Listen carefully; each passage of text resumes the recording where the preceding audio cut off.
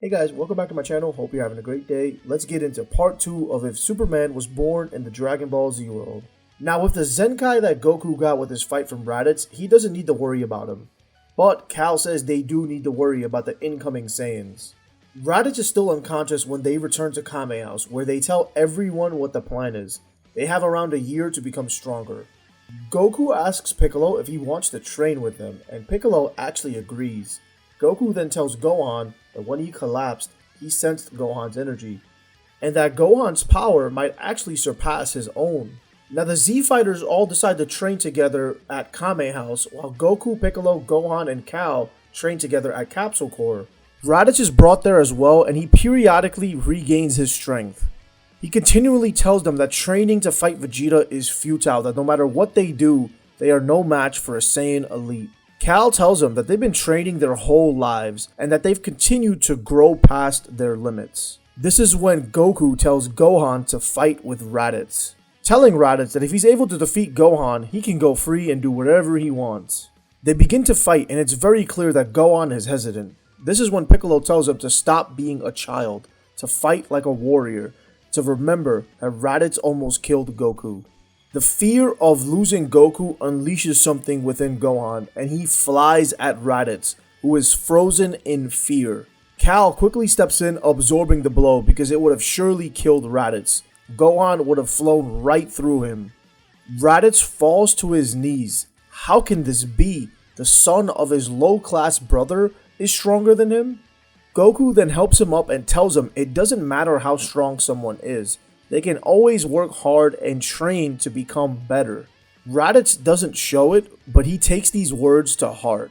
The training continues as the year progresses, and one day the Z Fighters sense two very high power levels approaching the Earth. Everyone arrives at the scheduled area awaiting for the Saiyans, and the power levels are as follows.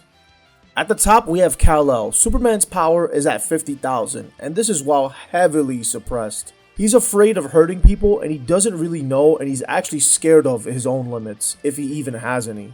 Now we have Goku. He doesn't have the Kaioken or the Spirit Bomb, but his battle power is higher than Cannon's. He's around 20,000. And then we have Raditz, who after recovering from his battle with Goku, received a massive Zenkai. His power is around 17,000. Piccolo is at 10,000, Gohan is at 8, but he has some massive hidden power, and the rest of the Z Fighters are all around 4,000. Now, whether you believe I'm over or underscaling Superman in this scenario doesn't really matter. This is just what he's at currently. Hopefully you can just enjoy the scenario for what it is, because having him be insanely broken out the gate just isn't a fun story in my opinion. But with that being said, the two Saiyan elites land right where they scanned some massive power levels. Raditz then approaches Vegeta and Nappa, telling them the situation has changed. Vegeta scoffs at Raditz as he shoots a ki blast at him, and he's surprised when Raditz manages to deflect it. Superman also steps in, asking if the two of them can remove their scouters so they can talk in privacy. Vegeta tries to scan Cal's power, but he can't get a reading on it. Superman sighs before using his heat vision to disable both scouters, and he tells them to listen to Raditz before somebody gets hurt. Raditz then explains that Frieza is the one who killed the Saiyans. It was never a meteor, and that Cal is actually a Kryptonian who was sent to Earth by his father. Vegeta and Nappa are stunned at the idea of a Kryptonian surviving. They've never even met one. They just know they supplied the Frieza Force with their scouters and various other technology.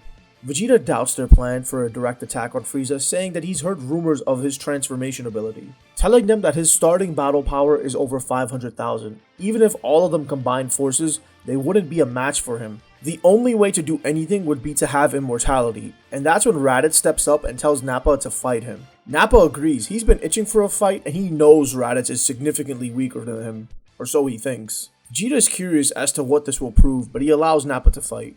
They begin and Raditz effortlessly dodges all of Nappa's attacks, and Nappa is angered while Vegeta is stunned. Raditz continues to easily dodge Nappa, who launches a huge mouth blast, which Raditz deflects.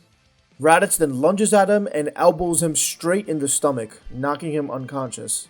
He then looks at Vegeta and says while on Earth he realized that even a low-class warrior through strict training can become an elite, and that his younger brother possesses a battle power even greater than his, that he no longer needs to rely on near-death experiences for power boosts.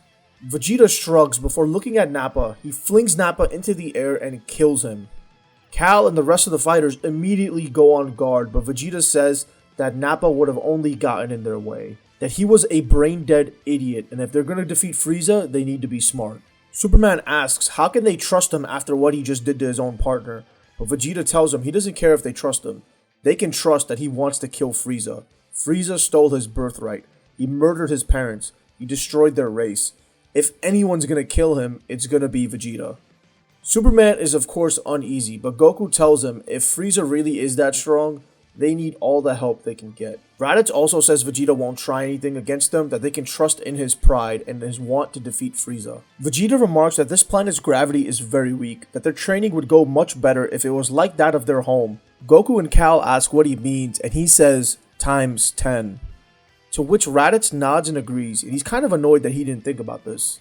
Bulma steps in and she says that she can create an artificial gravity chamber and make it go way beyond just times 10. That it can be up to 100 times normal gravity. Cal says that might be too much, even for him. She builds the chamber using red solar energy to power it, which Cal has forgotten weakens him. So when Cal steps into the chamber, he feels weary and he actually falls to his knees. Bulma then tells Cal that the gravity chamber is at Earth's gravity right now. Cal is confused, but he remembers feeling this weak around those green rocks he found by his ship when he was a kid. He asks Bulma what she's using to power this machine, and she reveals it's powered by a mini red sun. And that's when it clicks. Cal remembers that the yellow sun gives him strength while the red sun zaps his strength. He then tells the others to begin their training while he goes to his fortress. He asks his father why he feels this way, and Jor-El reveals this is what normal humans feel like all the time. And since Cal is not used to this feeling, it feels as though he's dying. He then asks if there's a way he can overcome this weakness. Jor-El says yes, but it will be harder than anything he's ever done before. This is because the red sun continually drains his energy. Cal also brings some green rock samples, and Jor-El fashions them into wristbands. Cal's plan is to restrain and weaken himself as much as possible to train. When he returns to Capsule Corp, he tells Goku and Bulma what's happening, asking if Goku minds training with them at these lower gravity levels. Goku of course doesn't mind, neither does Gohan, and sometimes Piccolo or Raditz will join in to help Cal as well. He is still the big blue boy scout, and just like Goku, he rubs off on people. Vegeta's arrogance doesn't allow him to understand why they are helping Cal when they could be getting stronger themselves.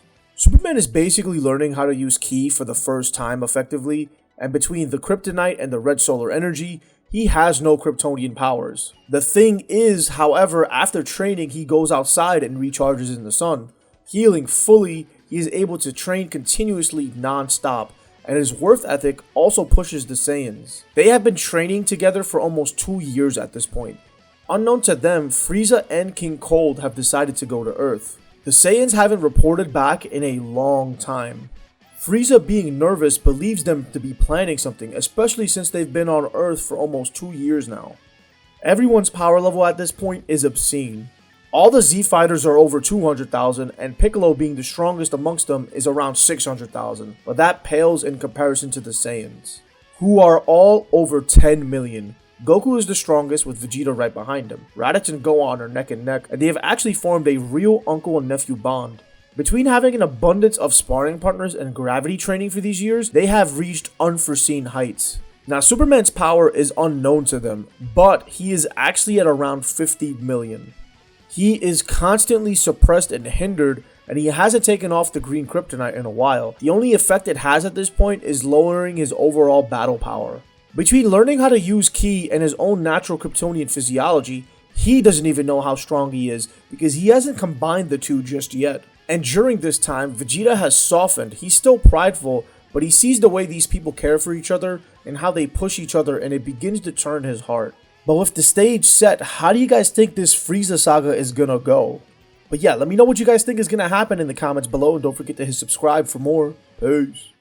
And if you made it this far, I'd once again like to thank you, and if you could please let me know how I could improve these what if scenarios so you could enjoy them better, whether it be audio wise, editing wise, music wise. Any suggestions you have will be welcome, and they'll be implemented in the next what if. And like I mentioned in the last video, the tease for the next Dragon Ball what if is gonna be Kratos and DBZ. And after that, we got a few more DBZ scenarios before we transition into Game of Thrones, Supernatural, a whole host of different franchises. But let me know what you're most excited about in the comments below. Don't forget to follow for more. Peace.